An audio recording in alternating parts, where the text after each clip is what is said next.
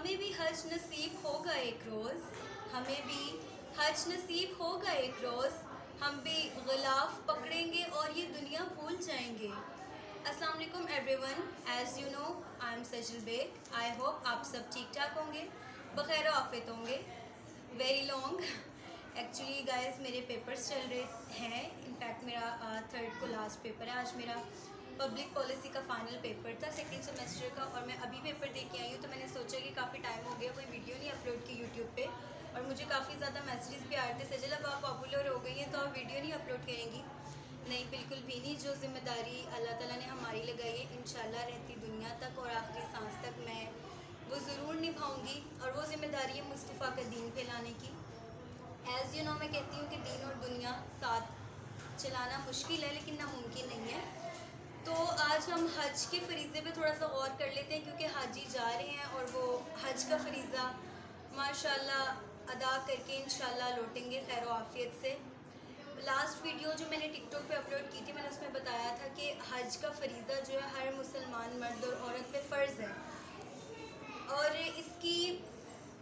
فرض کیوں ہے؟ جب آپ صاحب حیثیت ہوتے ہیں تو حج کا فریضہ آپ پر فرض ہو جاتا ہے۔ تو حج پہلے بھی ادا کیا جاتا تھا حضور صلی اللہ علیہ وآلہ وسلم سے ان کی اس دنیا میں آنے سے پہلے، کیونکہ حضرت ابراہیم علیہ السلام نے مکہ کا آل ڈیٹ، آئی ہوپ آپ کو وہ پتہ ہوگا، اور اگر نہیں تو میں اس کے اوپر بھی ایک سیپریٹ ویڈیو بناؤں گی۔ تو حج کا فریضہ پہلے بھی انجام پاتا تھا، لیکن ویسے نہیں پاتا تھا جس طرح اب حج کا فریضہ ادا کیا جاتا ہے۔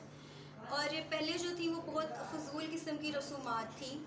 بہت آکورڈ رسومات تھیں۔ تو اب پھر حضور صلی اللہ علیہ وآلہ وسلم نے جب اس کو فرض کیا تو آپ صلی اللہ علیہ وآلہ وسلم نے کچھ باتیں فرمائیں کہ ان چیزوں کا خیال رکھنا ہے۔ اور پہلے جب حج پہ بھیجا حاجیوں کو تو حضرت ابو بکر صدیق کے ساتھ بھیجا، اور فرمایا کہ میں اگلے سال سے تم لوگوں کے ساتھ حج پہ جاؤں گا۔ اور خطبہ ہجرت الوداع کے اگر ہم نکات پڑھیں جو کہ ہمارے سلیبس میں موسٹلی انکلوڈ ہوتے ہیں اور وہ آئی گیس ہمیں پڑھنے بھی چاہیے، تو اس میں پہلا یہی نکات تھا کہ اے لوگوں میری بات غور سے سنو، اور یہ بات ان تک بھی پہنچانا جو یہاں پہ موجود نہیں ہیں، ان سب تک یہ باتیں پہنچانا جو میں آگے تمہیں کہوں گا۔ اور ان 10 نکات میں یا 10 سے آئی گیس 14 نکات تھے، بہرحال میرے خیال سے 10 تھے خطبہ ہجرت الوداع کے نکات۔ تو اس میں یہ چیز حضور صلی اللہ علیہ وآلہ وسلم نے کلیئر کی ہے کہ حج ہر مسلمان عورت اور مرد پر فرض ہے، اور جو حاجی حج پر جا رہے ہیں اللہ تعالیٰ سے دعا ہے کہ ان کا حج قبول و منظور فرمائے۔ اور آپ جانتے ہیں کہ جب حج کا فریضہ ادا ہو رہا ہوتا ہے، اور وہ ایک پوئٹری ہے نا، نہ بندہ رہا نہ بندہ ایاز، سب ایک ہی رو میں، عجیب غریب امیر سب ایک ہی لائن میں کھڑے ہو کے اس پروردگار کے آگے سجدہ ریز ہو رہے ہوتے ہیں، اور اللہ تعالیٰ فخر سے فرشتوں کو فرماتا ہے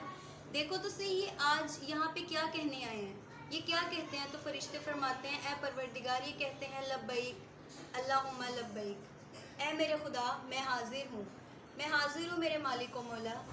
تو اللہ تعالیٰ فرشتوں کے آگے فخر سے فرماتے ہیں کہ تم تو کہتے تھے زمین پہ فتنہ فساد کریں گے،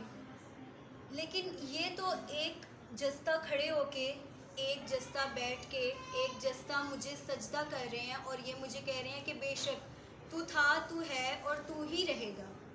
تو فرشتے بہت خوش ہوتے ہیں، اور اللہ تعالیٰ کا فخر، اللہ تعالیٰ کا غرور مان قائم ہوتا ہے کہ یہ میرے بندے ہیں اور میرے آگے سجدہ ریز ہو رہے ہیں۔ میں نے لاسٹ ٹائم بھی ریکویسٹ کی تھی کہ جن پر فرض ہے حج، کائنڈلی دنیا کے کام تو ہوتے رہیں گے، لیکن کیا پتہ زندگی کا